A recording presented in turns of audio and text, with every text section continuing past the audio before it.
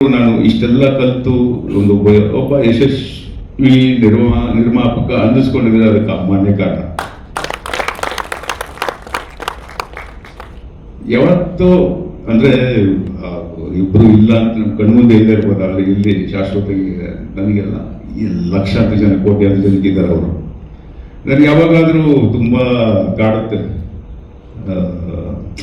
ಅಮ್ಮನ ಹತ್ರ.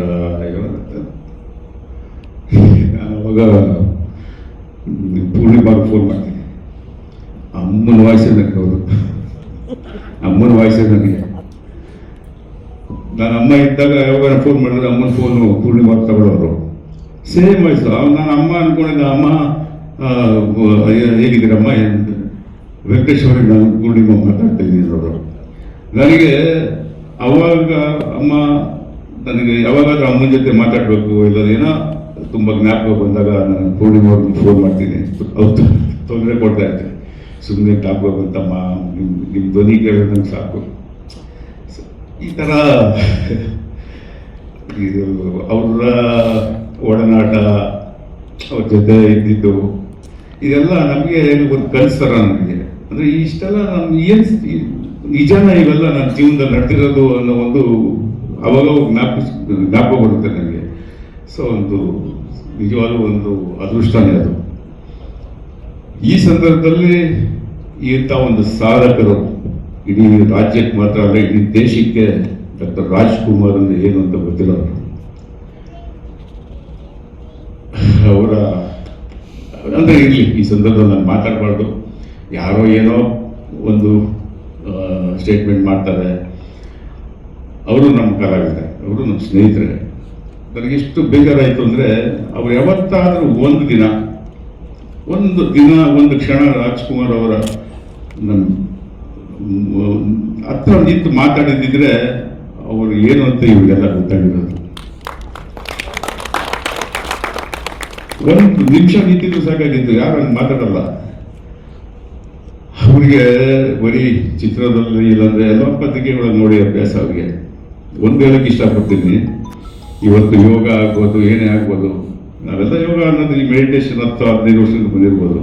ಅವರು 30-40 ವರ್ಷದ ಮುಂಚೆನೇ ಯೋಗನ ಇಡೀ ರಾಜ್ಯಕ್ಕಲ್ಲ ದೇಶಕ್ಕೆ ಏನು ಯೋಗ ಅನ್ನೋದನ್ನ ಆ ಕಾಲದಲ್ಲಿ ತೋರಿಸಿರೋರು. ಸುಮ್ಮನೆ ಡಾಕ್ಟರ್ ರಾಜ್ಕುಮಾರ್ ಅವರು ಆಗಿಲ್ಲ. ಎಷ್ಟೋ ಮಂಜು ಹೇಳಿದ್ರು, ಹಿರಿಯರೆಲ್ಲ ಹೇಳ್ತಾ ಇದ್ದಾರೆ. ಸೊ ಅಂತ ಒಂದು ಸಂದರ್ಭದಲ್ಲಿ ಅವರ ಒಂದು ಪ್ರತಿಷ್ಠಾನಕ್ಕೆ ಒಂದು ವಾರದಲ್ಲಿ ಎಷ್ಟು ಜನ ಬರ್ತಾರೆ ಅನ್ನೋದು ಗೊತ್ತಿಲ್ಲ ಅವ್ರಿಗೆ. ಸುಮ್ಮನೆ ಬರೋದಿಲ್ಲ, ಸರ್ಕಾರ ಸುಮ್ಮನೆ ಜಾಗ ಕೊಡೋದಿಲ್ಲ. ಆ ಜಾಗ ಪ್ರತಿಷ್ಠಾನ ರಾಜ್ಕುಮಾರ್ ಅವರಿಗೆ, ಪಾರ್ವತಮ್ಮ ರಾಜ್ಕುಮಾರ್ ಅವರಿಗೆ, ಪುನೀತ್ ರಾಜ್ಕುಮಾರ್ ಅವರಿಗೆ ಕೊಟ್ಟಿದ್ದಾರೆ ಅಂದರೆ ಅದು ಸರ್ಕಾರ ಇಡೀ ರಾಜ್ಯಕ್ಕಾಗ್ಬೋದು, ದೇಶಕ್ಕಾಗ್ಬೋದು, ಇಂಥ ಒಂದು ಪ್ರತಿಷ್ಠಾನ ಇದ್ರೆ ಯಾವುದು ಪ್ರತಿಷ್ಠಾನ ಅಂತ ಬಂದಾಗ ಅವರ ಬಗ್ಗೆ ಏನು ತಿಳ್ಕೊಂಡು ನಾನು ಅಟ್ಲೀಸ್ಟ್ ಅವರಲ್ಲಿ 2% ಕಲಿಬೇಕು ಅನ್ನೋದು ಶಾಶ್ವತವಾಗಿ ಸೂರ್ಯಚಂದ್ರ ಇರೋವರೆಗೂ ಅಂತ ಒಂದು ಪ್ರತಿಷ್ಠಾನ, ಒಂದು ಮೆಸೇಜ್ ಕೊಡುವಂಥ ಪ್ರತಿಷ್ಠಾನ ಅಲ್ಲ. ಪ್ರತಿಷ್ಠಾನಗಳು ಸುಮ್ಮನೆ ಆಗೋದಿಲ್ಲ, ಇಲ್ಲ ಸರ್ಕಾರ ಸುಮ್ಮನೆ ಜಾಗ ಕೊಡೋದಿಲ್ಲ, ಇಲ್ಲ ಸುಮ್ಮನೆ ಯಾರಿಗೂ ಕೊಡೋದಿಲ್ಲ. ಅಂತ ಒಂದು ಅಚೀವ್ ಮಾಡಿರುವಂಥ ಸಾಧಕರಿಗೋಸ್ಕರ ಅದನ್ನು ಮಾಡಿರೋಂಥ ಕೊಟ್ಟಿರೋದು.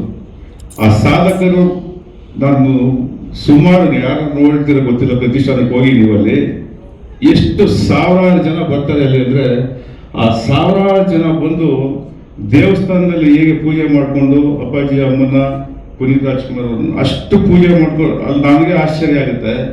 ಅಲ್ಲಿ ಕೂತ್ಕೊಂಡು ಒಂಥರ ಅಲ್ಲಿ ಅಪ್ಪಾಜಿ ಅಮ್ಮ, ಪುನೀತ್ ರಾಜ್ಕುಮಾರ್ ಅವರು, ಈ ಕಡೆ ಅಂಬರೀಷ್ ಅವ್ರ ಹತ್ರ ಬರ್ತಾರೆ.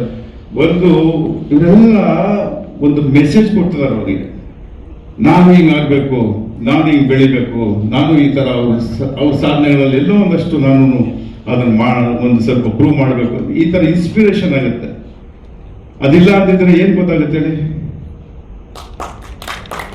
ಸಾವಿರಾರು ಜನ ಬರ್ತಾರೆ ಒಂದು ವಾರಕ್ಕೆ ನಾನು ಹೇಳ್ತಾ ಇರೋದು. ಅದರಲ್ಲೂ ವೀಕೆಂಡ್ಸ್ ರಜೆ ಇದ್ದು ಬಿಟ್ರೆ ತುಂಬ ಹೋಗ್ತಾರೆ ಅಲ್ಲಿ ಜನ. ಸುಮ್ಮನೆ ಬರಲ್ಲ. ಇವತ್ತು ಖರ್ಚು ಮಾಡಿಕೊಂಡು ಯಾವ ಊರಿಂದ ಬರ್ತಾರೆ ಅಂದರೆ, ಅದರ ಉತ್ತರ ಕರ್ನಾಟಕದಿಂದ ಎಲ್ಲ ಭಾಗದಿಂದಲೂ ಬರ್ತಾರೆ ಅಲ್ಲಿ.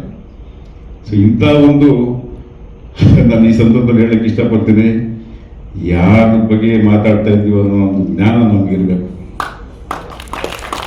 ಆಮೇಲೆ ಅಂಥವ್ರ ಬಗ್ಗೆ ಮಾತಾಡೋದಕ್ಕೆ ನಮಗೆ ಯೋಗ್ಯತೆ ಇದೆಯಾ ಅಂತ ನಾವು ಯೋಚನೆ ಮಾಡಬೇಕು.